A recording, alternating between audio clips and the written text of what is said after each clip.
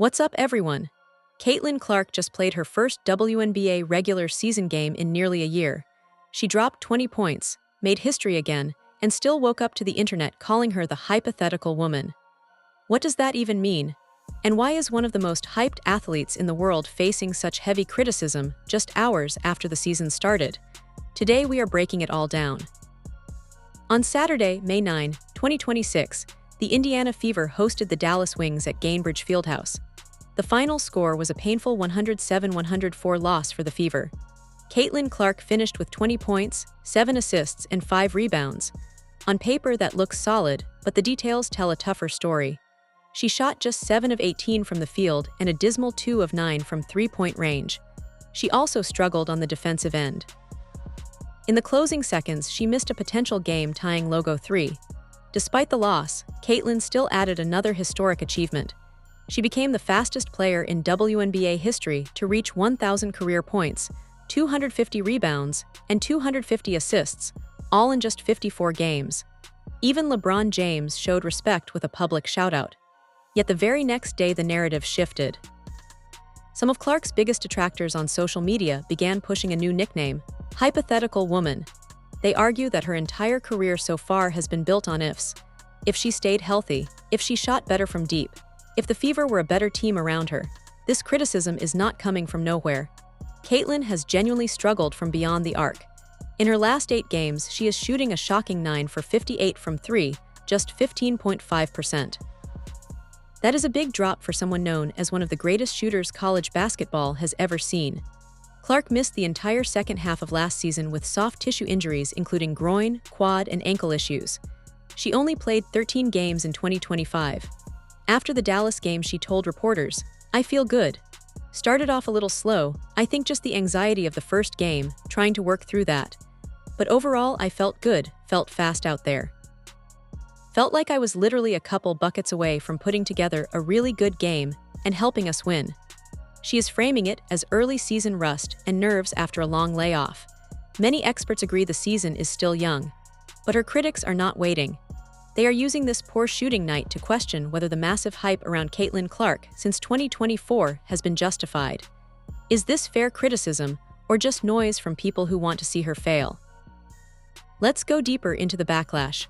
From generational talent to hypothetical woman in less than 24 hours. Welcome to the intense world of Caitlin Clark in 2026. Why are some fans and analysts so quick to tear her down the moment she struggles? The term hypothetical woman is harsh. It suggests that Caitlin's stardom is based on potential that hasn't fully materialized yet in the WNBA. Detractors point to her defensive lapses, inconsistent three-point shooting since turning pro, and the fact that the Fever still lost despite her efforts. This criticism touches on something bigger. Since entering the league as the #1 pick in 2024, Clark has been under an enormous microscope. She brought unprecedented attention and ratings to the WNBA. With that spotlight comes pressure, and apparently a group of people ready to pounce at any sign of weakness. Let's be honest. Struggling from 3 early in the season after a major injury layoff is not shocking. Many great shooters take time to find their rhythm. However, because Clark was marketed as a superstar shooter, any dip feels magnified. Her critics are using this 2-for-9 performance to fuel the overhyped narrative. On the flip side, supporters argue this is classic hater behavior.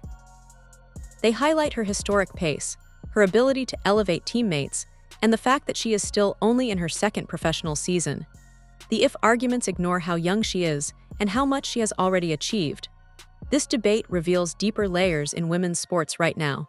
Some see it as healthy competition and accountability. Others view it as targeted negativity toward a player who has changed the financial and cultural landscape of the league.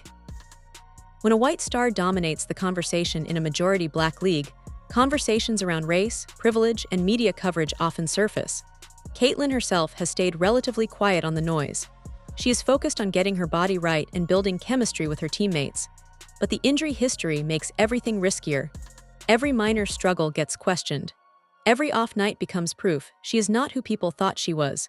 Meanwhile, positive developments are also happening.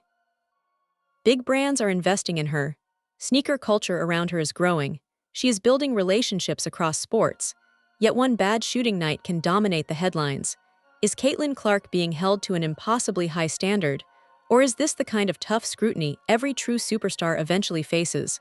What do you think? The hypothetical woman label captures the exact tension in Caitlin Clark's career right now. She has the talent, the work ethic, and the personality to be a global icon.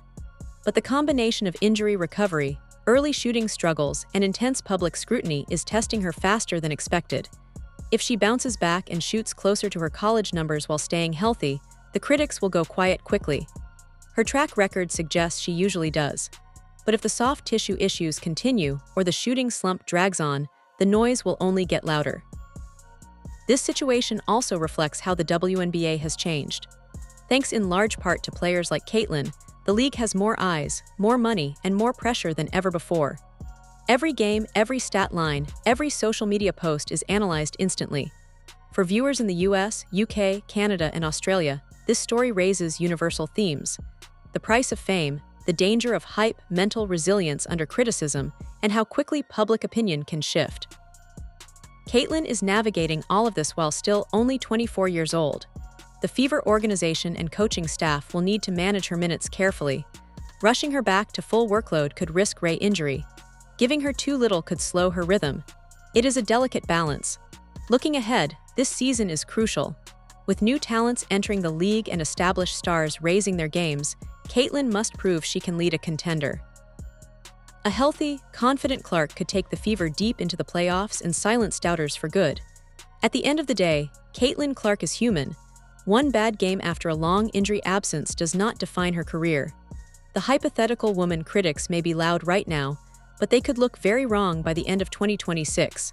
She has already achieved things most players only dream of. The question is not whether she has the talent. The question is whether she can stay on the court long enough for that talent to fully shine. What do you think will happen this season? Will Caitlin silence the haters, or will the criticism continue? Drop your predictions below. Thank you for watching. I will see you in the next one.